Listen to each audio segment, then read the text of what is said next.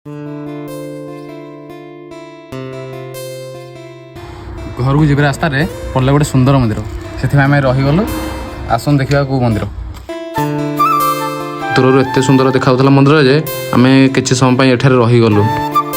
आम आठगड़े एमती गोटे मंदिर अच्छी मु देखिक आश्चर्य प्राकृतिक सौंदर्य भरपूर ये मंदिर। आठगड़ पट्टन मंदिर स्थापित होइछि। बाबा काशी विश्वनाथ एठार पूजा पाउछन्ति। घर को जी रास्त पड़ा गोटे सुंदर मंदिर से कि समय रहीगलु आटे बुलाबुली कलु आम घर बाहर आम पहुँचा बेलू पहाड़ पड़ जाते ठाकुर। ये नदी कौठार अवस्थित आउ ये जगह नाम किए कह कमेंट बॉक्स में निहत जन। एत खरारे ट्रावेल करके आमको बहुत जोर शोष लगुला से आखरस पीवाई आम रही जाइलु।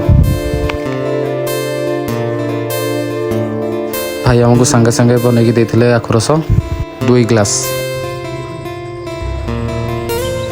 पीवा पर आमको जीवन बसला भाई आमको फिल होता। पेमेंट कर सारा आम घर को बाहर थिलु।